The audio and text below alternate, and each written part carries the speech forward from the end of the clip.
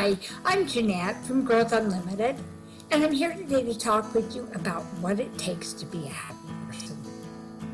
You know, there are 11 different things that you can do to be happy, and we're going to talk about these.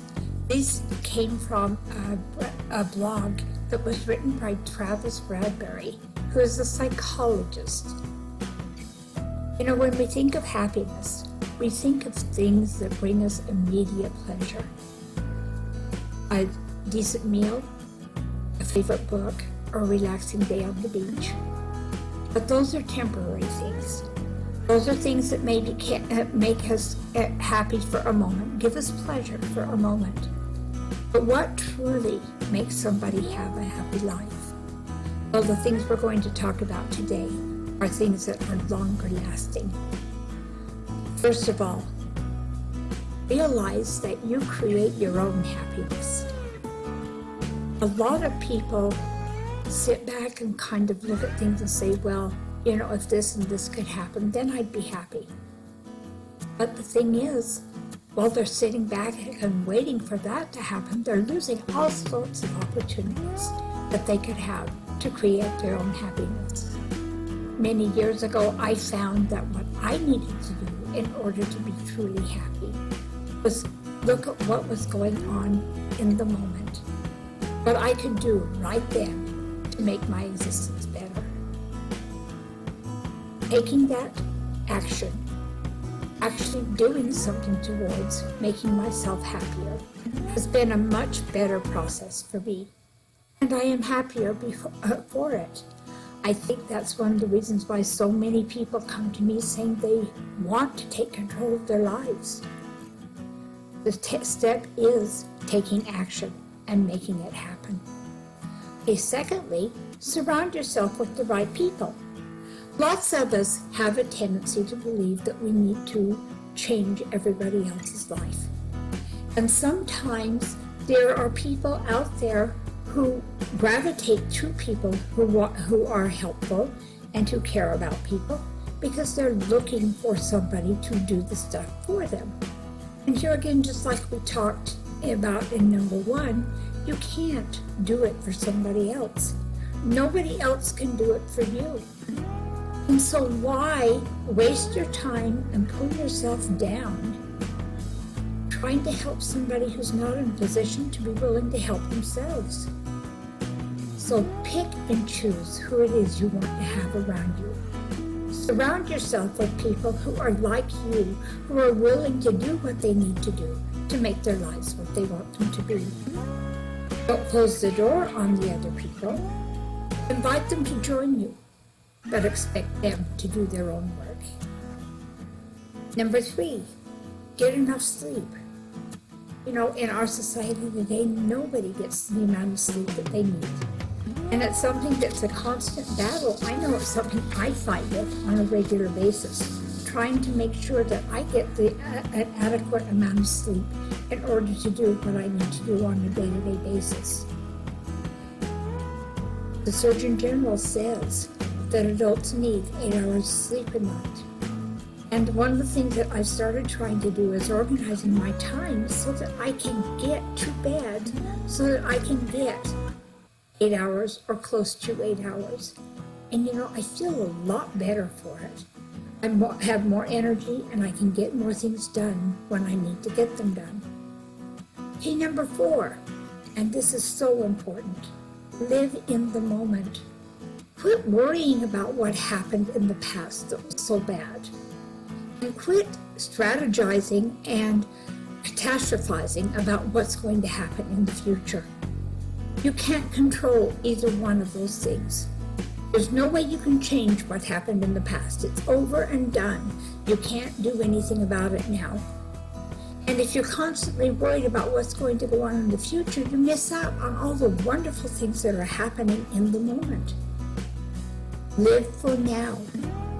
One of my favorite movies, called Peaceful Warrior.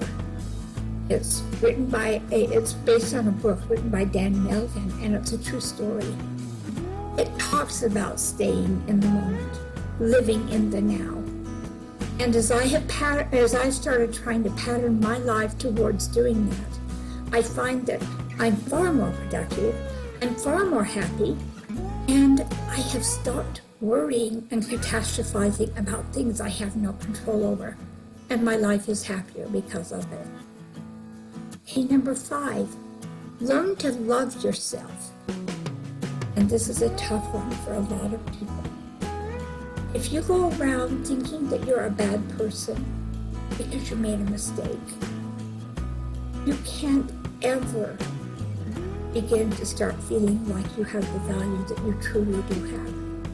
You know, everybody makes mistakes.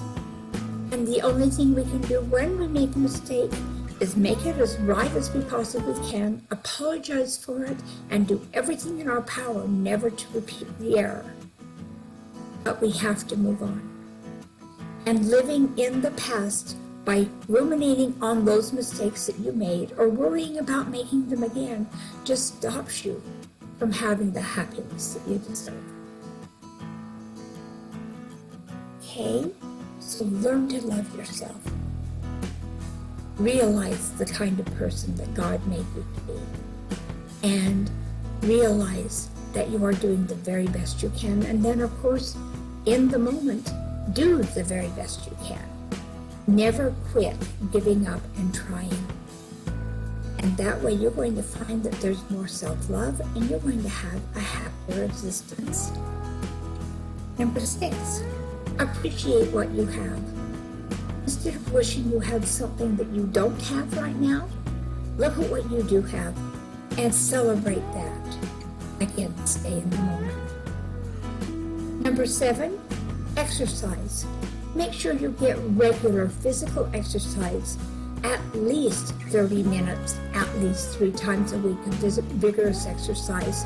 And this is even, I think, more important now than it has been in the past because so many of us are shut in and can't get out and do the things that we would normally do. But we still can exercise. Getting up and moving really makes a big difference in the way you feel about yourself and your overall happiness. Number 8, forgive. Forgiving people for things that they may have done for you is a great way to increase your happiness level. And forgiving is something that's really, really important. But when you forgive, make sure that you do forgive completely. Do not keep it in the back of your mind and continue to ruminate on it. Don't bring it up over and over and over. If something happened a month ago or 6 weeks ago, let it go. The more you come back and grab hold of it again and talk it over again and chew on it again and pull it out and look at it, the more unhappy you are. Once it's past, it's past. Let it go and move forward. On the other hand, do not forget the experience. Don't hold any ill will towards somebody else. That's part of the forgiveness process. But it doesn't make any sense when something has happened that you need to forgive someone for, that you forget it. Because that way, if they turn around and do it again, you just find yourself victimized again. And that's not a good thing either. So forgive, but make sure you never put yourself in a position where it can happen again. Okay, number 9, get in touch with your feelings. When something's bothering you, talk it over with somebody you trust. Think it through. Even sit down and write it out. Get those feelings out, get them on the table, and then let them go. Understand what you're feeling. Understand why you're feeling it. And then decide whether it fits your values and your beliefs to continue to hang on to it. 9 times out of 10, when I do that, I find it really doesn't fit my values and beliefs, and it allows me to let it go more quickly. Okay, and number 10, focus on what you can control. There are so many things in our lives today that we have no control over, no way of changing them. And yet we spend our time railing against the things that we can't do anything about. It's frustrating to have some of the restrictions and problems that we have living in today's society. But it does no good to us or for anyone else to spend our time engaging in things that are negative. Don't get on social media and call people names. Don't complain about what's going on and do nothing about it. If it's big enough that you need to address it, that you need to take care of it, make sure that you take action that's going to be effective to resolve the problem. Otherwise, let it go. If you're not in a position where you want to or you can do anything to resolve the problem, don't deal with it until you can. And then at that point in time, turn around and revisit it. But making sure that the things that you do are effective will increase your personal power, which also increases your personal happiness. And then number 11, have a growth mindset. Look forward to what you can do to make your life better. Take steps and actions towards that happening, whether it's something that you're doing to improve skills, to make your life happier, and get a better job, prepare better for the future, whatever it is. Here again, take action. And I think that's the crux of what we're talking about here. Virtually every one of these items that I've talked about today are talking about taking action. Don't sit back and look at things and complain or think there's nothing you can do and so you're going to sit back and be a victim. That's the best way I know to not be happy. So take control of your life. Move forward. Make changes that are going to make effective things happen in your life. And have a great life. You too can create the happy life that you deserve. Hey, I'd love to hear from each one of you. What is it that you have done this week to make yourself happy?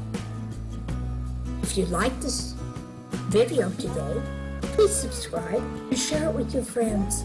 And let me know what it is that you are doing, what you've done this week to make yourself happy, and what you plan on doing within the next few days. Make a commitment and let everyone know.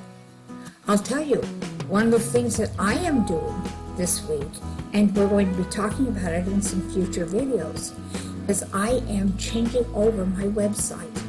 I'm doing some things a little bit differently than I've ever done before because it's going to give me more ability to provide the kind of service I want to provide to my clients. Thanks so much for joining me, and I look forward to seeing you next time. Everyone have a nice day and have a wonderful life. Remember, it's your life. Have it your way. Bye now. Growth Unlimited's mission is to help you have your life your way. We want to help you take control of your life so that you live the life you've dreamed of, that you deserve. We have a proprietary program that helps you do just that. Check us out by visiting our website and take our free assessment to see how we can help you.